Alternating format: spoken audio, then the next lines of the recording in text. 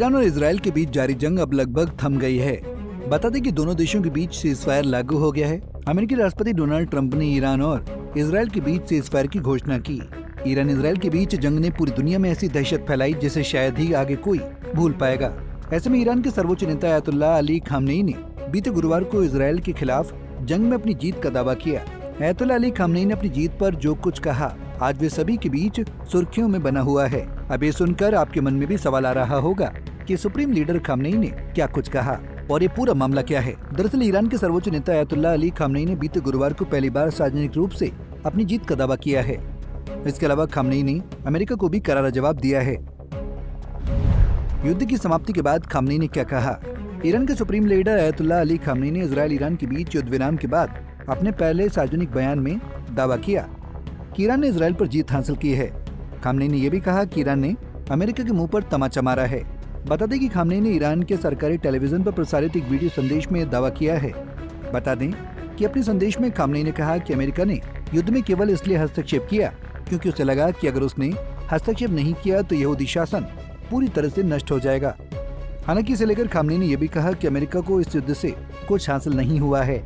बता दें कि युद्ध के दौरान इस्लामिक गणराज्य ईरान ने एक बार फिर अपनी सैन्य क्षमता और रणनीतिक इरादों का प्रदर्शन किया है। ईरान के सर्वोच्च नेता अयतुल्लाह अली खामनेई ने सख्त लहजे में चेतावनी दी है कि इस तरह की कार्रवाई भविष्य में फिर दोहराई जा सकती है। उन्होंने साफ कहा कि ईरान को क्षेत्र में मौजूदा अमेरिका के अहम सैन्य अड्डों तक पहुंचने में कोई कठिनाई नहीं है और जरूरत पड़ने पर ईरान कार्रवाई करने से पीछे नहीं हटेगा। बता दें कि खामनेई ने दो टूक शब्दों में कहा कि अगर हम पर हमला होता है तो उसका जवाब भी मिलेगा और ऐसा जवाब जिससे दुश्मन को भारी कीमत चुकानी पड़ेगी। गौरतलब है कि 86 वर्षीय खामनेई 13 जून को इजराइल और ईरान के बीच बढ़ते तनाव के बाद सार्वजनिक तौर पर नहीं देखे गए थे। इजरायली सेना द्वारा ईरान के परमाणु कार्यक्रम से जुड़े प्रतिष्ठानों, सैन्य अधिकारियों और वैज्ञानिकों को निशाना बनाए जाने के बाद खामनेई सुरक्षा कारणों से सार्वजनिक जीवन से दूर हो गए थे। इस भीषण जंग के बाद अब अमेरिका और इजरायल दोनों को ये समझ आ गया है कि सैन्य कार्रवाई से ईरान की परमाणु महत्वाकांक्षा को पूरी तरह खत्म करना आसान नहीं है और इसी वजह से सीजफायर का फैसला किया गया है। हालांकि सीजफायर का ऐलान होते ही जमीनी हालात कुछ और ही कहानी बयां कर रहे थे। एक तरफ ईरान ने इजरायल के शहरों को बैलिस्टिक मिसाइलों से टारगेट किया तो वहीं इजरायली सेना ने ईरान की रडार साइट्स को भी निशाना बनाया। ऐसे में ट्रंप को फिर सामने आकर ये कहना पड़ा कि दोनों पक्षों ने सीजफायर का उल्लंघन किया है।